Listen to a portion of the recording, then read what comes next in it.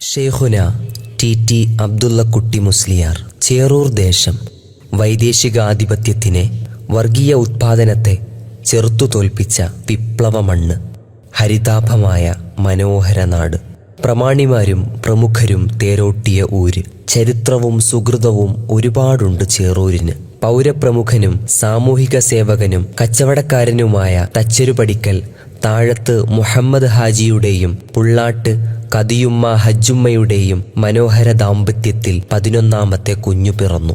ലോകം സ്വലാത്തിനാൽ മുഖരിതമായ സവിശേഷ ദിനം. ക്രിസ്താബ്ദം 1943, ഹിജറ 1362, റബീഉൽ അവ്വൽ 12 തിങ്കളാഴ്ച സുബഹിക്ക് തൊട്ടു മുമ്പായിരുന്നു ആ കുഞ്ഞ് പിറക്കുന്നത്. ദീനീചര്യയിൽ ചിട്ടയോടെ ജീവിച്ച മാതൃകാ ദമ്പതികൾക്ക് സ്രഷ്ടാവ് കനിഞ്ഞേകിയ അമൂല്യ കനിയെ അവർ അബ്ദുള്ള എന്ന് പേര് വിളിച്ചു. അനുസരണയോടെ ജീവിച്ച മകനെ കുടുംബവും നാട്ടുകാരും സ്നേഹത്തോടെ കുഞ്ഞാപ്പുവെന്ന് വിളിച്ചു. തിങ്കളിൽ അലിഞ്ഞ ജീവിതം 12ാം വയസ്സിൽ അത്ഭുതകരമായ കിനാവിൽ പൂത്തുനിന്നു. ഹൃദ്യമായ മനോഹര അനുഭവങ്ങൾ നേടി. മിടുക്കനായ വിദ്യാർത്ഥിയായിരുന്നു. അസാമാന്യ ബുദ്ധിവൈഭവം ആ വിദ്യാർത്ഥിയെ മറ്റുള്ളവരിൽ നിന്നും വ്യത്യസ്തനാക്കി. മദ്രസ സ്കൂൾ പഠനം കഴിഞ്ഞാൽ നേരെ ജുമുഅത്ത് പള്ളിയിലേക്ക് നടക്കും. ഭവ്യതയോടെ ഗുരുവോരത്തിരിക്കും.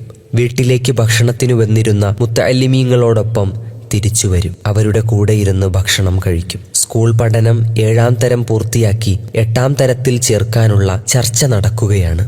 ഞാൻ ദറസിൽ പൊക്കോളാം. സമർത്ഥനായ മകന്റെ ആഗ്രഹത്തിന് മാതാപിതാക്കൾ എതിരുനിന്നില്ല. പ്രഗത്ഭ പണ്ഡിതൻ അച്ഛനമ്പലത്ത് അയമുട്ടി മുസ്ലിയാരുടെ വീട്ടിലായിരുന്നു ആദ്യ ദർസ്. കാലമാഗ്രഹിച്ച ആ ധന്യ ഗുരുവിന് അവിടെ വിത്ത് മുളയ്ക്കുകയായിരുന്നു. ശേഷം പണ്ഡിത പ്രതിഭ എം ബഷീർ മുസ്ലിയാരുടെ ദർസിൽ പഠനം തുടർന്നു. അച്ഛനമ്പലം, മറ്റത്തൂർ, വെളിമുക്ക്, കൊണ്ടോട്ടി എന്നിവിടങ്ങളിലായി ഉസ്താദിന്റെ കീഴിൽ അവിശ്രമ പഠനം. ഭൗതിക താൽപ്പര്യങ്ങളോട് വിട ചൊല്ലി ഗുരുവിൻ്റെ തർബീയത്തിൽ അറിവിൻ്റെ മഹാസമുദ്രത്തിൽ നിറഞ്ഞാടി. അങ്ങനെ ഇൽമിൻ്റെ മഹാവെളിച്ചത്തിലേക്ക് നടക്കുകയായിരുന്നു ഉസ്താദ്. വേണ്ടതെല്ലാം ഗുരു സമ്മാനിച്ചിരുന്നു. ദാഹമകറ്റാൻ ശിഷ്യൻ പരതിക്കൊണ്ടിരുന്നു. ശേഷം മഹാഗുരുക്കളുടെ സവിധത്തിലേക്ക് ജാമിയ നൂരിയയിൽ ബിരുദ പഠനത്തിന് ചേർന്നു. കെ അബൂബക്കർ മുസ്ലിയാരും കോട്ടുമല അബൂബക്കർ മുസ്ലിയാരും. അറിവിൻ്റെ കിരീടങ്ങൾക്ക് മുമ്പിൽ ഇഷ്ടശിഷ്യനായി പഠനം പൂർത്തിയാക്കി ഫൈനൽ ബിരുദം നേടി. അറിവിൻ്റെ വസന്തമായിരുന്നു പിന്നീട്. പ്രകാശം പടർന്നു, മധുരഫലങ്ങൾ കായ്ച്ചു. വിത്തുകൾ ഓരോന്നും വിദ്യാമരങ്ങളായി തണലൊരുക്കി പന്തലിച്ചു. ടി അബ്ദുള്ളക്കുട്ടി മുസ്ലിയാർ സുന്നി കൈരളിയുടെ ടി ഉസ്താദായി. ഓമശ്ശേരിയിലായിരുന്നു ആദ്യ ദർസ്. ഗുരു ബഷീർ ഉസ്താദിന്റെ ആശീർവാദത്തോടെ തുടക്കം. കൊണ്ടോട്ടി, നന്ദി, ദാറുസലാം, താത്തൂർ, കക്കാട്, അൽ-ഇഹ്സാൻ എന്നിവിടങ്ങളിൽ ദർസ് നടത്തി. 100-ലധികം വിദ്യാർത്ഥികൾ പഠിക്കുന്ന കേരളത്തിലെ തന്നെ അത്യപൂർവ മാതൃകാ ദർസായിരുന്നു ഉസ്താദിൻ്റേത്. ഓമശ്ശേരി മഹാഗുരുവിനെ അത്രമേൽ അനുഭവിച്ച നാട് മറ്റൊന്നില്ല. 16 വർഷം അവർക്ക് ആ ഭാഗ്യമുണ്ടായി.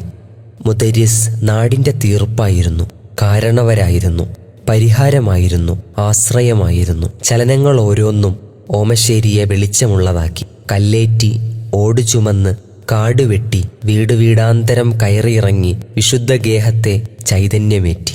സന്തോഷത്തിലും സങ്കടത്തിലും ഉസ്താദ് ഓടിയെത്തി. ആദർശവൈകൃതങ്ങളെ തുരത്തി.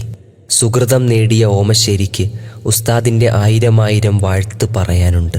ദറസ് നടത്തിയ ഇതര ദേശങ്ങൾക്കും ധന്യ നേതൃത്വത്തെ ഒരുപാട് പറയാനുണ്ട്. വിദ്യയായിരുന്നു മുഖ്യം. കുൽസിതരുടെ കുബുദ്ധിക്ക് വിരാമമിടണമെന്ന ഉറച്ച ബോധ്യത്തിൽ ഉസ്താദ് സ്ഥാപിച്ച പ്രഥമ സ്ഥാപനമാണ് മരഞ്ചാട്ടി ഓർഫനേജ്. കക്കാട് ദർസ് നടത്തുമ്പോഴാണ് മഹാവിപ്ലവത്തിന് വിത്ത് പാകുന്നത്.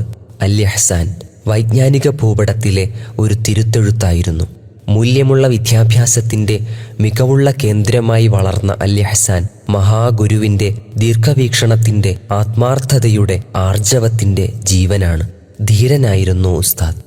ആദർശപാപ്പരത്വങ്ങളോട് ഞാനടാ എന്ന് ചൂണ്ടി സ്രഷ്ടാവായ അള്ളാഹുവിലേക്ക് ചേർന്ന വിനയാന്യുതനായ അടിമയായിരുന്നു അവിടുന്ന്. തിരക്കുകളെല്ലാം ഒഴിഞ്ഞ ദാക്കിർ, ഹൃദയമിടിപ്പുകൾ അഹദിലലിഞ്ഞ, ഏതു നേരവും മിഴി നനഞ്ഞ ഉയർത്തിപ്പിടിച്ച കരങ്ങളിലൂടെ ഉറ്റിവീഴുന്ന അന്തിനേരങ്ങളിൽ ഏങ്ങിക്കരയുന്ന അനുസരണയുള്ള ആബിദ്. ശിഷ്യഗണങ്ങളും കൂടെ ചേർന്നവരും ഗുരുവിനെ തുടർന്നു. പിൻവലിഞ്ഞവരെ ഗൗരവത്തിൽ തർബിയത്ത് ചെയ്തു. സുന്നത്തുകളെല്ലാം പാലിച്ച് മറ്റുള്ളവരോട് നിർദ്ദേശിച്ചു. താൻ ചെയ്യാത്തതൊന്നും ഉപദേശിക്കുകയില്ലെന്ന തീർച്ചയുണ്ടായിരുന്നു ഓരോ ചെയ്തികൾക്കും. ദീർഘമേറിയ സ്ഫുടമായ അറബിയിൽ നാഥനോട് തേടിയ ദുആകൾ അത്ഭുതമേ എന്ന് മഹത്തുക്കൾ ചൊന്നു. ഹജ്ജ് ഉസ്താദിന് ഹരമായിരുന്നു. 28 ഹജ്ജുകൾ. ഓരോ ഹജ്ജിനും ആലംബരെ കൂടെ കൂട്ടി. കർമ്മങ്ങൾ ഓരോന്നും ചെയ്ത് ശുദ്ധമായ ഹൃദയത്തെ വീണ്ടും വീണ്ടും സ്ഫുടം ചെയ്തു. മഹാത്മാക്കളോട് ചേർന്ന് അനുഗ്രഹം നേടി. മക്കയും മദീനയും വിട്ടു പോകാനാകാതെ ആ സ്നേഹി കരളുരുകി മിഴി നനഞ്ഞ് ഖുർആനിലും ദിക്റിലും സ്വലാത്തിലും മുഴുകി തേങ്ങി. കൂടെ ചേർന്നവർക്കെല്ലാം പറയാനുള്ളത് ആബിദിൻ്റെ വർത്തമാനം.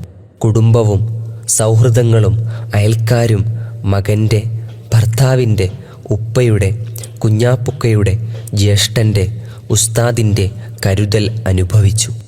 നോവുമായി ചെന്നവർ പരിഹാരവുമായി മടങ്ങി.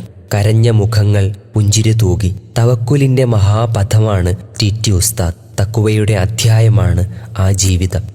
വാക്കിൻ്റെ ഫലം അത്ഭുതമായിരുന്നു. അനുഭവസ്ഥർ ഒരുപാട്. അഹ്ലുസുന്നയുടെ ശബ്ദമാണ് ഷെയ്ഖുന. ആദർശത്തിനു മുമ്പിൽ ആരും തടസ്സമായിരുന്നില്ല. സന്നിഗ്ധ ഘട്ടത്തിൽ നേരിനൊപ്പം നിന്നു. സമസ്ത മുഷാവറയിൽ അംഗമായി. പരീക്ഷാ ബോർഡ് ചെയർമാനായി. സുന്നി യോഗങ്ങളിൽ പ്രൗഢിയുള്ള സാന്നിധ്യമായി. നടന്ന വഴികൾ ഓരോന്നും മാതൃകയായിരുന്നു.